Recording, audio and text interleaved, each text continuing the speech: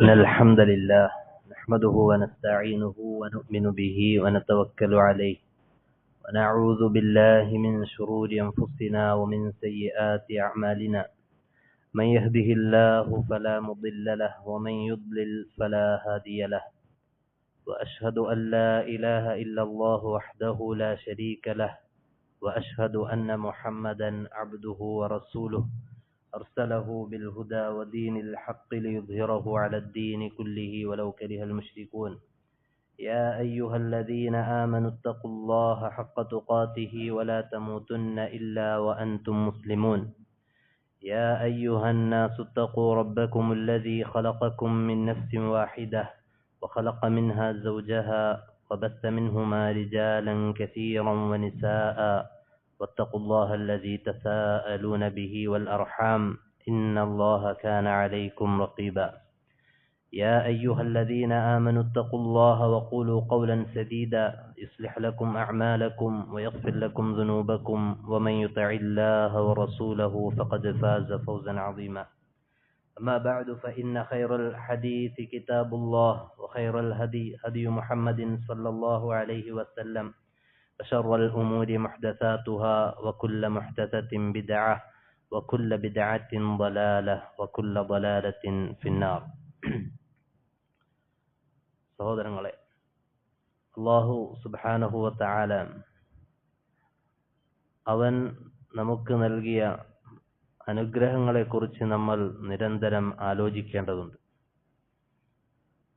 ഈ ലോകത്ത് അവൻ സൃഷ്ടിച്ച വലിയൊരു ബഹുഭൂരിപക്ഷം ആളുകളും അവരെ സൃഷ്ടിച്ചവൻ ആര് എന്ന് പോലും അറിയാതെ, അതുപോലെ തന്നെ എന്തിന് ഈ ലോകത്തേക്ക് വന്നു, എന്താണ് എൻ്റെ ഈ ജീവിതത്തിൻ്റെ ലക്ഷ്യം എന്നൊന്നും അറിയാതെ ഒരൊഴുക്കിൽ എന്തോ ഒരു ലക്ഷ്യത്തോടുകൂടി കൃത്യമായ ലക്ഷ്യമില്ലാതെ ജീവിതത്തിൻ്റെ യഥാർത്ഥ അർത്ഥത്തെക്കുറിച്ച് മനസ്സിലാക്കാതെ ജീവിച്ചു കൊണ്ടിരിക്കുമ്പോൾ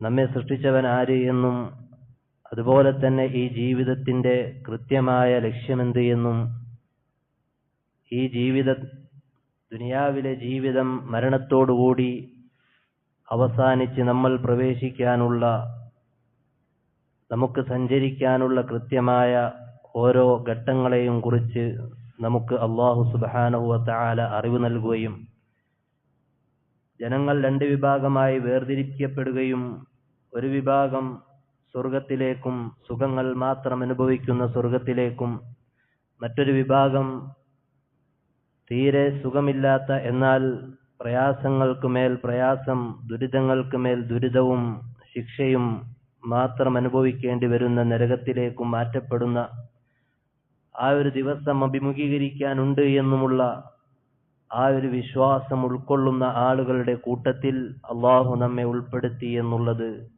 അള്ളാഹു നമ്മോട് ചെയ്ത ഏറ്റവും വലിയ അനുഗ്രഹമാണ്. ദുനിയാവിലെ നമുക്ക് അനുഗ്രഹമായി നമ്മൾ കാണുന്ന ഏതൊരനുഗ്രഹവും ഈ അനുഗ്രഹത്തോളം എത്തുകയില്ല എന്നുള്ളത് നമ്മൾ മനസ്സിലാക്കേണ്ടതാണ്. കാരണം ദുനിയാവ് എന്നുള്ളത് നിസ്സാരമാണ്, ഏത് സമയത്തും അവസാനിക്കാനുള്ളതാണ്. പരലോകമാകട്ടെ ഒരിക്കലും അവസാനിക്കാതെ എന്നെന്നും നിലനിൽക്കുന്നതുമാണ്. ആ പരലോകത്തേക്ക് വിജയിക്കുന്ന ആളുകളുടെ വിശ്വാസം ഉൾക്കൊള്ളാൻ അള്ളാഹു നമുക്ക് അവസരം നൽകി എന്നുള്ളത്, അള്ളാഹുവിനെ മാത്രം ആരാധിക്കുന്ന, അവന് മാത്രം സുജൂദ് ചെയ്യുന്ന, പ്രയാസങ്ങൾ വന്നാൽ ബുദ്ധിമുട്ടുകൾ വന്നാൽ അവനിലേക്ക് മാത്രം കൈനീട്ടുന്ന ഒരവസ്ഥയിൽ അള്ളാഹു നമ്മെ ആക്കി എന്നുള്ളത് സഹോദരങ്ങളെ ഏറ്റവും വലിയ നിഅമത്താണ്. അള്ളാഹു നമുക്ക് നൽകിയ ഏറ്റവും വലിയ നിഅമത്താണ്. ഈ ദീനിലേക്ക് പ്രവേശിക്കാനും ഈ വിശ്വാസം ഉൾക്കൊള്ളാനും സാധിച്ചു എന്നുള്ളത് ഏറ്റവും വലിയ നിഅമത്താണ് എന്നുള്ളത് നാളെ പരലോകത്ത് ചില ആളുകൾ വരുന്ന സന്ദർഭം വിശുദ്ധ ഖുർആനിൽ അല്ലാഹു പറഞ്ഞതായി നമുക്ക് കാണാം. സൂറത്തുൽ ഹിജ്റിന്റെ 3-ാമത്തെ ആയത്തിൽ അല്ലാഹു പറഞ്ഞു, റുബമാ യവദ്ദുൽ ലദീന കഫറു ലൗ കാനൂ മുസ്ലിമീൻ. നാളെ പരലോകത്ത് അല്ലാഹു സ്വർഗത്തിലേക്ക് ആളുകളെ കൊണ്ടുപോകുന്നത് കാണുമ്പോൾ നരകത്തിൽ കിടക്കുന്ന സത്യനിഷേധികളായ ആളുകൾ ആഗ്രഹിച്ചു പോകുമെന്നാണ്. ലൗ കാനൂ മുസ്ലിമീൻ, ഞങ്ങൾ ദുനിയാവിൽ കേവലം ഒരു മുസ്ലിമായിരുന്നു എങ്കിൽ എന്നവർ ആഗ്രഹിച്ചു പോകുമെന്ന് അള്ളാഹു നമ്മെ ഓർമ്മപ്പെടുത്തുന്നുണ്ട്. അതുകൊണ്ട് സഹോദരങ്ങളെ, അള്ളാഹു ഈ വിശ്വാസം സ്വീകരിക്കുവാനും ഈ മതത്തിൽ പ്രവേശിക്കുവാനും നമുക്ക് അനുഗ്രഹം നൽകി എന്നുള്ളതാണ് ഏറ്റവും വലിയ അനുഗ്രഹമെന്ന് നമ്മൾ മനസ്സിലാക്കേണ്ടതാണ്. അത് മനസ്സിലാക്കി കഴിഞ്ഞാൽ സഹോദരങ്ങളെ, പിന്നീട് നമ്മൾ ഈ മതമനുസരിച്ച് ഈ ലഭിച്ച അനുഗ്രഹത്തിന് നന്ദി കാണിക്കുക എന്നുള്ള നിലക്ക് ഈ മതം എന്താണോ നമ്മോട് ആവശ്യപ്പെടുന്നത് അതനുസരിച്ച് ജീവിക്കുക എന്നുള്ളതാണ്. നമുക്കറിയാം, ഏതൊരു കർമ്മവും അത് റബ്ബിന്റെ അടുക്കൽ സ്വീകരിക്കപ്പെടണമെങ്കിൽ 2 നിബന്ധനകളുണ്ട്. ഒന്ന്, ആ കർമ്മം അള്ളാഹുവിന് വേണ്ടി മാത്രമായിരിക്കണം നമ്മൾ ചെയ്യേണ്ടത്. അള്ളാഹുവിന്റെ അടുക്കൽ നിന്നുള്ള പ്രതിഫലം മാത്രം ആഗ്രഹിച്ചുകൊണ്ടായിരിക്കണം. മറ്റുള്ളവരുടെ പ്രീതിയോ മറ്റോ ആഗ്രഹിച്ചുകൊണ്ട് ചെയ്യുന്ന പ്രവർത്തനമാണ് എങ്കിൽ, അതല്ലെങ്കിൽ അള്ളാഹു അല്ലാത്തവർക്ക് ഏതെങ്കിലും ആരാധനാ കർമ്മം അത് നമ്മൾ അർപ്പിക്കുകയാണ് എങ്കിൽ അത് സ്വീകരിക്കുന്നതല്ല. നാളെ പരലോകത്തത് തള്ളപ്പെടുന്നതാണ്. രണ്ടാമത്തെ നിബന്ധന എന്നുള്ളത് സഹോദരങ്ങളെ, ആ ചെയ്യുന്ന പ്രവർത്തനത്തിൽ റസൂലിന്റെ മാതൃകയുണ്ടായിരിക്കുക എന്നുള്ളതാണ്. ഇത് നമ്മളേറെ ശ്രദ്ധിക്കേണ്ട വിഷയമാണ്. നമുക്കറിയാം, ഇന്നത്തെ മുസ്ലിം സമൂഹത്തിന്റെ അവസ്ഥ എടുത്ത് പരിശോധിച്ചു നോക്കിയാൽ, ഒരു വീട്ടിൽ 5 ആളുകളുണ്ട് എങ്കിൽ 5 ആളുകളും 5 ആദർശം സ്വീകരിക്കുന്ന അവസ്ഥയാണ്. അതല്ലെങ്കിൽ അത്തരത്തിൽ വ്യത്യസ്തങ്ങളായ അഭിപ്രായ വ്യത്യാസങ്ങളും ആദർശങ്ങളും സ്വീകരിച്ചുകൊണ്ട് മുസ്ലിം സമൂഹം ഭിന്നിച്ചു പോയ അവസ്ഥയാണ് നമ്മൾ കാണുന്നത്. എന്താണ് ഇതിനുള്ള പരിഹാരം സഹോദരങ്ങളെ? വിശുദ്ധ ഖുർആൻ അംഗീകരിക്കുന്നവരാൻ, റസൂലുള്ളാഹി സ്വല്ലല്ലാഹു അലൈഹി വസല്ലമയെ അംഗീകരിക്കുന്നവരാൻ, അള്ളാഹുവാണ് നമ്മെ സൃഷ്ടിച്ചത് എന്നും അവനെ മാത്രമേ ആരാധിക്കാൻ പാടുള്ളൂ എന്നും അംഗീകരിക്കുന്നവരാൻ.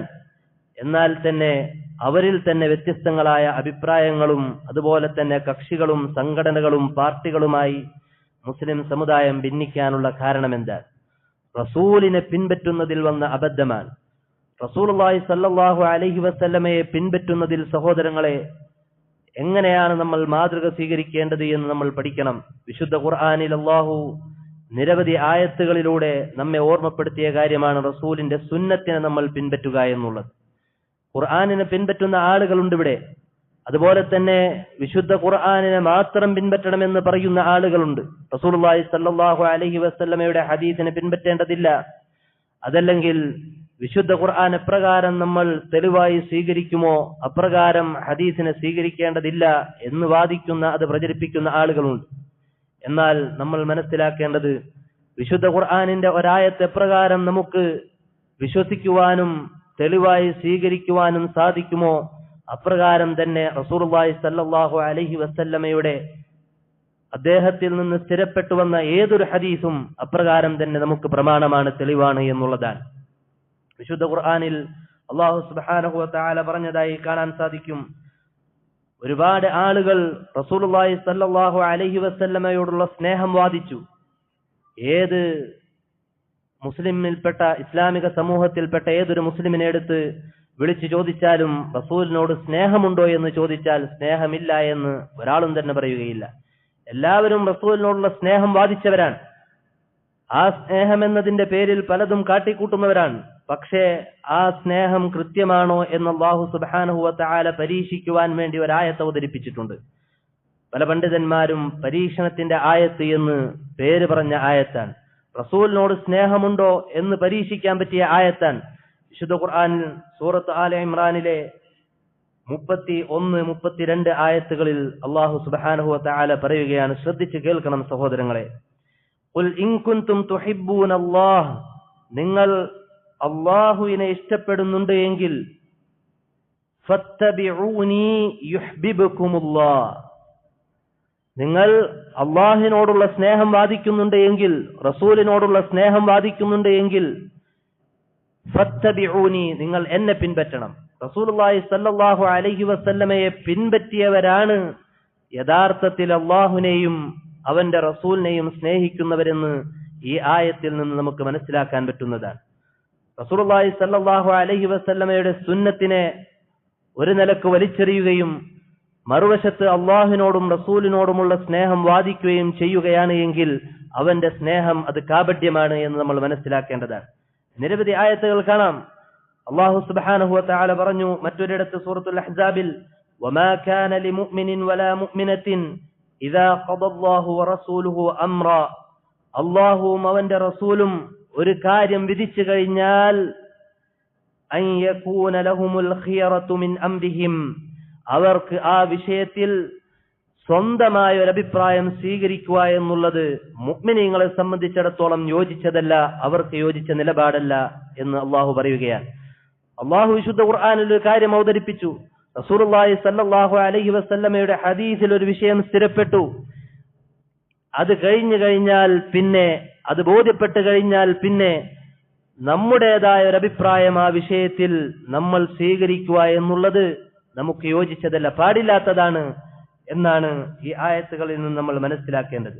അതുപോലെ തന്നെ സഹോദരങ്ങളെ, ഇമാം ശാഫിഈ റഹിമഹുല്ലാഹ് അദ്ദേഹം പറഞ്ഞതായി കാണാം, അജ്മഅ അന്നാസു അലാ അന്ന മൻ ഇസ്തബാനത് ലഹു സുന്നത്തു റസൂലില്ലാഹി സ്വല്ലല്ലാഹു അലൈഹി വസല്ലം, റസൂലുള്ളാഹി സ്വല്ലല്ലാഹു അലൈഹി വസല്ലമയിൽ നിന്ന് സ്ഥിരപ്പെട്ടു വന്നതായി ഒരു മുസ്ലിമിന് ഒരു വിഷയം ബോധ്യപ്പെട്ട് കഴിഞ്ഞാൽ, ഇന്ന വിഷയത്തിൽ ഇതാണ് സുന്നത്ത്, ഈ വിഷയത്തിൽ റസൂലുള്ളാഹി സ്വല്ലല്ലാഹു അലൈഹി വസല്ലമ സ്വീകരിച്ച നിലപാട് ഇങ്ങനെയാണ്, ഈ പ്രവർത്തനം റസൂൽ പ്രവർത്തിച്ചത് ഇങ്ങനെയാണ് എന്ന് കൃത്യമായി ബോധ്യപ്പെട്ട് കഴിഞ്ഞാൽ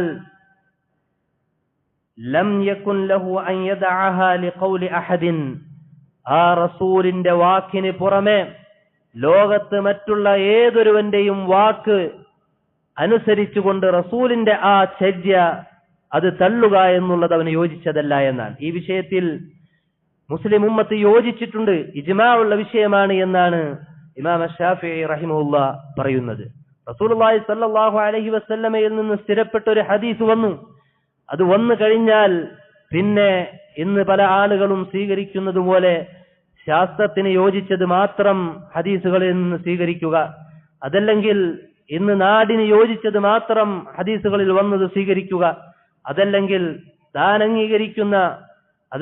താൻ ഉൾക്കൊള്ളുന്ന നേതാവ്, താൻ അംഗീകരിക്കുന്ന നേതാവോ, അതല്ലെങ്കിൽ താൻ ഉൾക്കൊള്ളുന്ന ആ സമൂഹമോ, തന്റെ പാർട്ടിയോ, തന്റെ സംഘടനയോ, അതല്ലെങ്കിൽ ആ ആദർശം സ്വീകരിച്ച ആളുകൾ അവർ എന്ത് സ്വീകരിച്ചു പോന്നുവോ അതിനോട് യോജിച്ച ഹദീസുകൾ മാത്രം സ്വീകരിക്കുക എന്നുള്ളത് ഒരു മുസ്ലിമിന് യോജിച്ച നിലപാടല്ല. ഹദീസ എന്ത് സ്ഥിരപ്പെട്ടുവോ അത് സ്വീകരിക്കുക, അത് സത്യപ്പെടുത്തുക, അത് അംഗീകരിക്കുക, അതനുസരിച്ച് പരമാവധി പ്രവർത്തിക്കുക എന്നുള്ളതാണ് ഒരു മുസ്ലിമിന് യോജിച്ച നിലപാട് എന്നുള്ളത്. അതുപോലെ തന്നെ സഹോദരങ്ങളെ, ഈ വിഷയത്തിൽ നമുക്ക് കാണാൻ സാധിക്കും എത്രത്തോളം എന്ന് വെച്ചാൽ ഇബ്നു അബ്ബാസ് റളിയല്ലാഹു അൻഹു റസൂലിന്റെ സ്വഹാബികളിലേറെ പ്രമുഖനാണ്. ഖുർആൻ തഫ്സീറിന്റെ വിഷയത്തിൽ അങ്ങേയറ്റത്തെ അഗാധമായ പാണ്ഡിത്യമുള്ള സ്വഹാബിയാണ് ഇബ്നു അബ്ബാസ് റളിയല്ലാഹു അൻഹു. അദ്ദേഹം പറയുന്ന ഒരു വാക്ക് നമുക്ക് ഇപ്രകാരം കാണാം. ഇബ്നു അബ്ബാസ് റളിയല്ലാഹു അൻഹു പറയുകയാണ്, യൂശികു അൻ തൻസില അലൈക്കും ഹിജാറത്തും മിനസ് സമാ, ആകാശത്ത് നിന്ന് നിങ്ങൾക്ക് മുകളിലേക്ക് കല്ലുകൾ വർഷിക്കാനായിരിക്കുന്നു.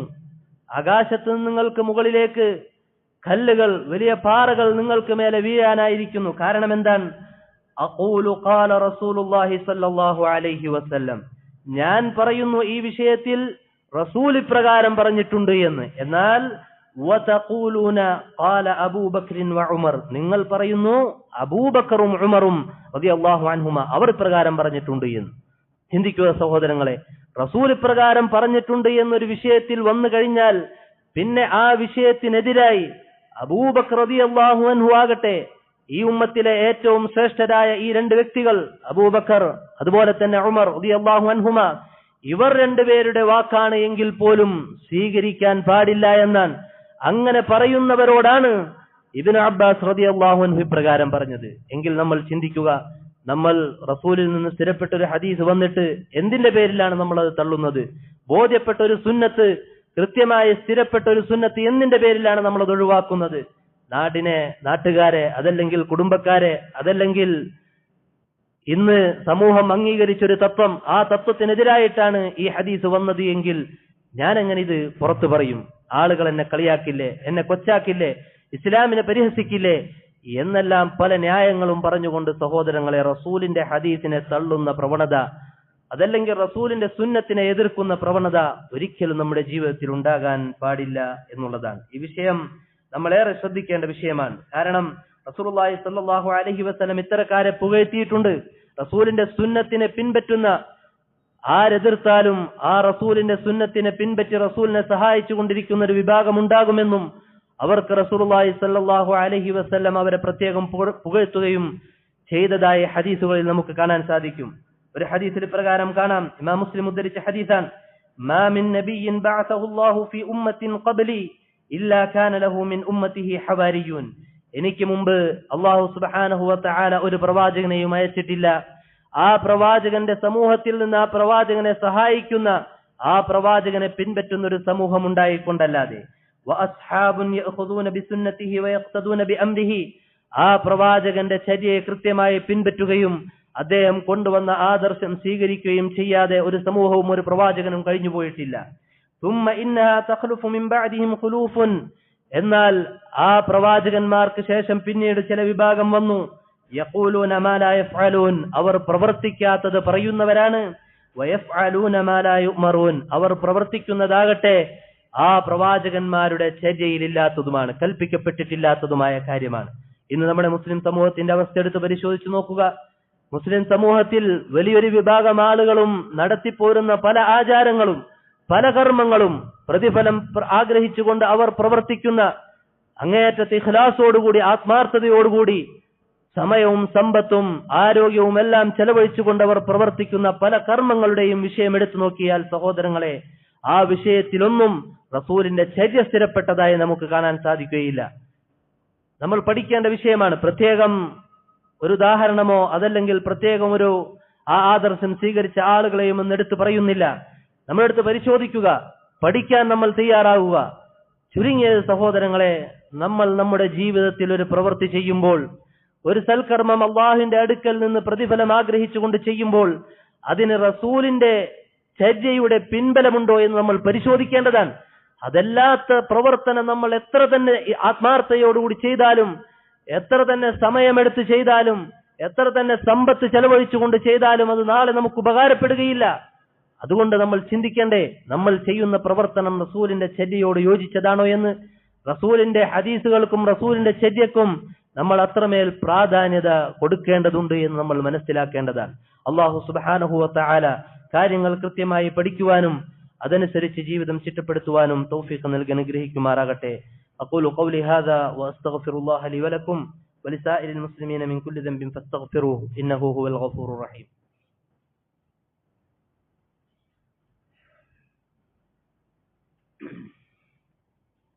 അൽഹംദുലില്ലാഹി റബ്ബിൽ ആലമീൻ والعاقبة للمتقين ولا عدوان إلا على الظالمين وأصلي وأسلم على خاتم الأنبياء والمرسلين نبينا محمد وعلى آله وصحبه أجمعين أما بعد فاتقوا الله عباد الله. സഹോദരങ്ങളെ, റസൂലുള്ളാഹി സ്വല്ലല്ലാഹു അലൈഹി വസല്ലമയുടെ ചര്യയും അതുപോലെ തന്നെ അദ്ദേഹം പഠിപ്പിച്ചു തന്ന കാര്യങ്ങളും ഇതുവരെ ഒരാളും പഠിപ്പിക്കാത്ത, അതല്ലെങ്കിൽ ഇനി ഖിയാമത്ത് നാൾ വരെ ഒരു സമൂഹത്തിനും അതിന് പകരം വെക്കാൻ പറ്റുന്ന രൂപത്തിൽ സ്വഭാവ മര്യാദകളാകട്ടെ, വിശ്വാസകാര്യങ്ങളാകട്ടെ, സൽപ്രവർത്തനങ്ങളാകട്ടെ ഒന്നും അതിന് പകരം വെക്കുന്ന രൂപത്തിൽ കൊണ്ടുവരിക അസാധ്യമാണ് എന്ന് നമ്മൾക്കറിയാം. നമ്മളത് വിശ്വസിക്കുന്നു. നമ്മളങ്ങനെ വിശ്വസിക്കുന്നുണ്ട് എങ്കിൽ സഹോദരങ്ങളെ, ആ റസൂലിന്റെ ചര്യയെ പിൻപറ്റാൻ നമ്മൾ താല്പര്യമുള്ളവരാകണമെന്നുള്ളതാണ്. ഇന്ന് നമ്മൾ എടുത്ത് പരിശോധിച്ച് നോക്കുക. ഇസ്ലാം അത് എതിർക്കപ്പെടാനും അതുപോലെ തന്നെ തീവ്രതയുടെയും വർഗീയതയുടെയും ഭീകരവാദത്തിന്റെയും എല്ലാം ഒരു ചിഹ്നമായി പഠിപ്പിക്കപ്പെടുന്ന ഒരു കാര്യമാണ്. ദീനുൽ ഇസ്ലാം ഏറെ പ്രോത്സാഹിപ്പിച്ച റസൂലുള്ളാഹി സ്വല്ലല്ലാഹു അലൈഹി വസല്ലമയും സഹാബത്തുമെല്ലാം താബിഈങ്ങളുമെല്ലാം പിൻപറ്റിപ്പോന്ന ഒരു വിഷയമാണ് താടിയുടെ വിഷയം. താടി അത് വളർത്തുക, നീട്ടി വളർത്തുക എന്നുള്ളത് ഹദീസുകളിൽ സ്ഥിരപ്പെട്ട കാര്യമാണ്. താടി വടിക്കുക എന്നുള്ളത് മദ്ഹബുകൾക്കിടയിൽ അഭിപ്രായ വ്യത്യാസമില്ലാത്ത കാര്യമാണ്, ഹറാമാണ് എന്നുള്ളത്. ഒരു ഉദാഹരണം മാത്രം പറയുകയാണ്. ഒരാളെയും കൊച്ചാക്കുവാനോ കുറ്റപ്പെടുത്തുവാനോ ഒന്നുമല്ല. ഒരു ഉദാഹരണം, കാര്യം വ്യക്തമായി ബോധ്യപ്പെടുവാൻ പറ്റിയ ഒരു ഉദാഹരണമാണിത്. അതുകൊണ്ട് മാത്രം എടുത്തു പറയുന്നതാണ്. ഈ മുസ്ലിം സമൂഹത്തിൽപ്പെട്ട ബഹുഭൂരിപക്ഷം ആളുകളും എടുത്ത് പരിശോധിച്ച് നോക്കിയാൽ ഈ വിഷയത്തിൽ പുറകിലാണ്.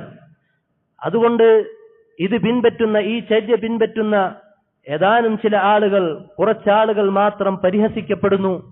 സമൂഹത്തിൽ അതല്ലെങ്കിൽ ഇവർ തീവ്രവാദത്തിന്റെ, അതല്ലെങ്കിൽ ഭീകരതയുടെ അത് പിൻപറ്റുന്ന ആ ആശയം പേറുന്ന ആളുകളാണ് എന്ന് സമൂഹത്തിൽ, ഇസ്ലാമിന് പുറത്തുള്ളവർ അവിടെ നിൽക്കട്ടെ, ഇസ്ലാമിക സമൂഹത്തിന്റെ അകത്തുള്ളവർ വരെ അങ്ങനെ പറയുകയും അത് പ്രചരിപ്പിച്ചുകൊണ്ടിരിക്കുകയും അങ്ങനെ വലിയൊരു വിഭാഗം അങ്ങനെ അറിഞ്ഞോ അറിയാതെയോ വിശ്വസിച്ചുകൊണ്ടിരിക്കുകയും ചെയ്യുന്നു.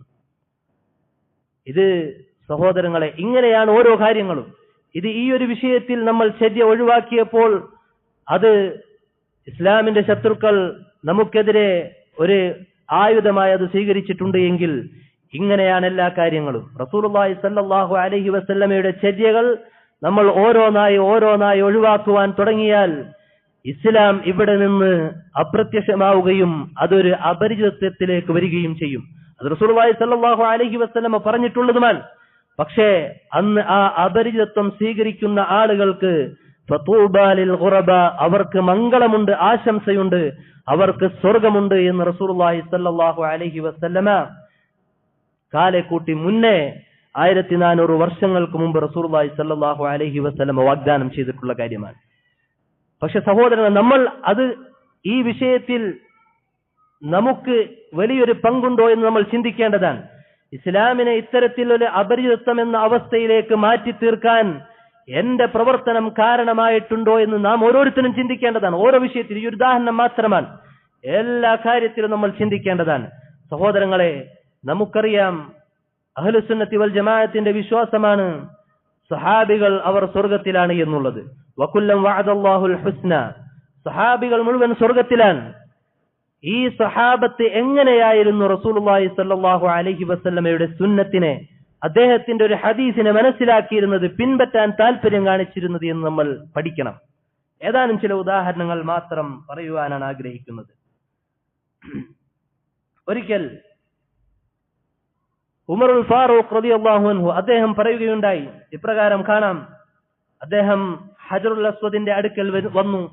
എന്നിട്ട് ആ കല്ലിനോടായിക്കൊണ്ട് അദ്ദേഹം പറയുകയാണ്, ഇന്നി അഅലമു അന്നക ഹജർ, എനിക്കറിയാം നീ കേവലം ഒരു കല്ല് മാത്രമാണ്.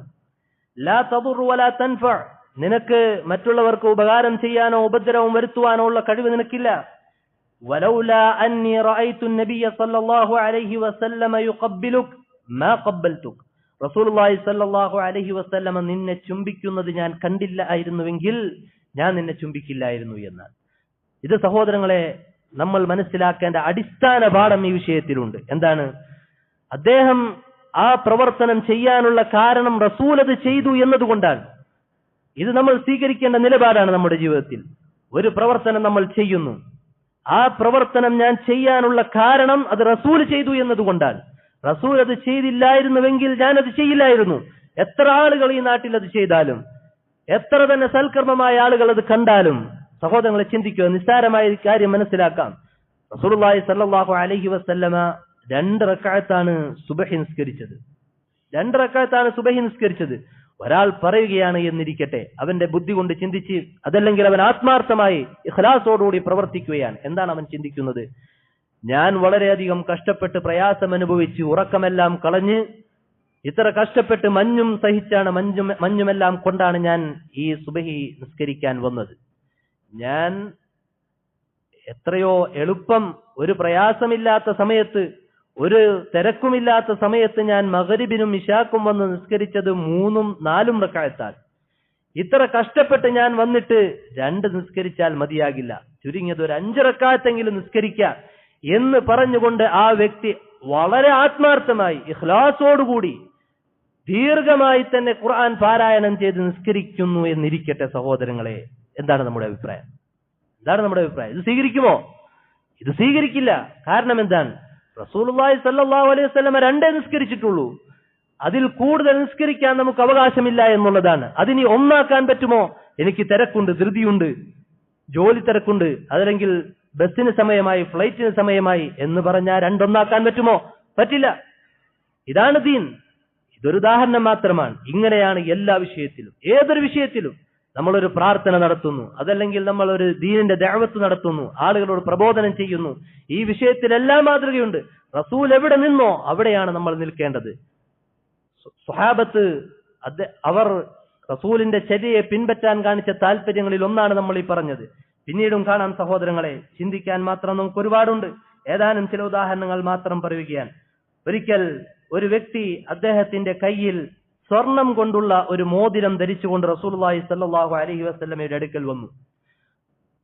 നമുക്കറിയാം, പുരുഷന്മാർക്ക് സ്വർണം ധരിക്കുക എന്നുള്ളത് അനുവാദമില്ലാത്ത വിഷയമാണ്. റസൂലുള്ളാഹി സ്വല്ലല്ലാഹു അലൈഹി വസല്ലം ആ വ്യക്തിയിൽ നിന്ന് ആ മോതിരം മാറ്റി ഊരി അദ്ദേഹം നീക്കിവെച്ചു.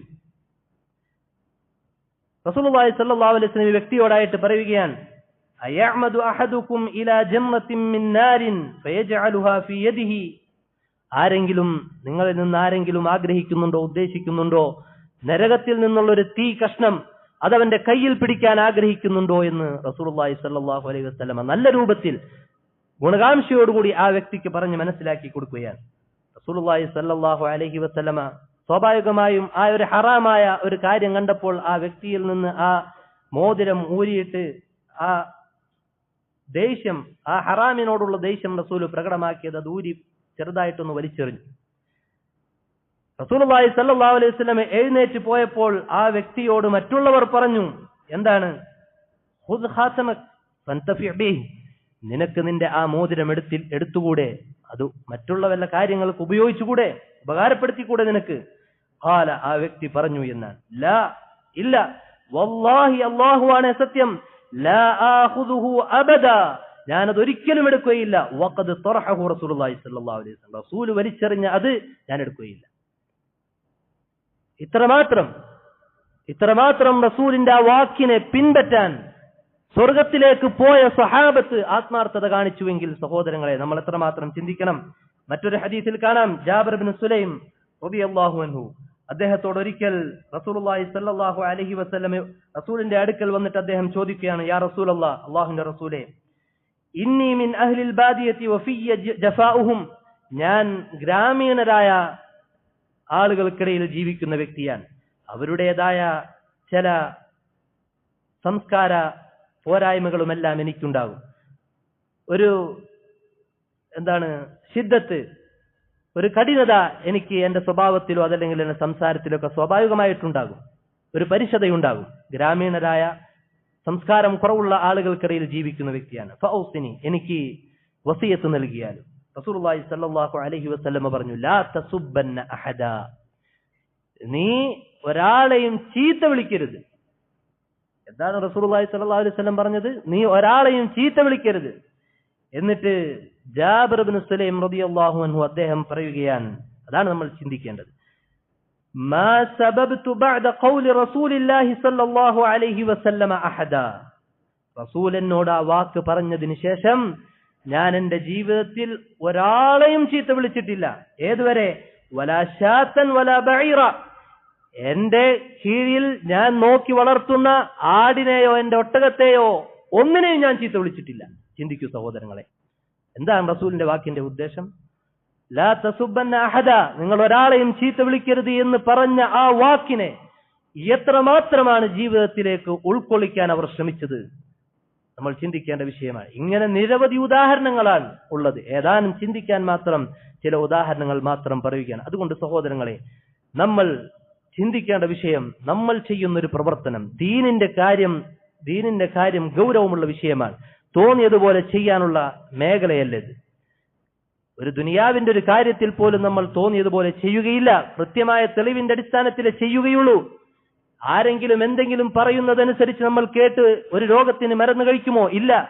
ആ വിഷയത്തിൽ പഠിച്ച വൈദഗ്ധ്യമുള്ള ആളുകളെ നിർദ്ദേശിച്ച മരുന്ന് നമ്മൾ കഴിക്കുകയുള്ളൂ. അല്ലെങ്കിൽ പ്രയാസമാണ് എന്ന് നമുക്കറിയാം. ദുനിയാവിന്റെ വിഷയത്തിൽ അതിനേക്കാൾ പ്രയാസമാണ് ആഖിറത്തിന്റെ വിഷയം. റസൂല് പഠിപ്പിച്ച് തന്നതേ നമ്മൾ ചെയ്യാൻ പാടുള്ളൂ.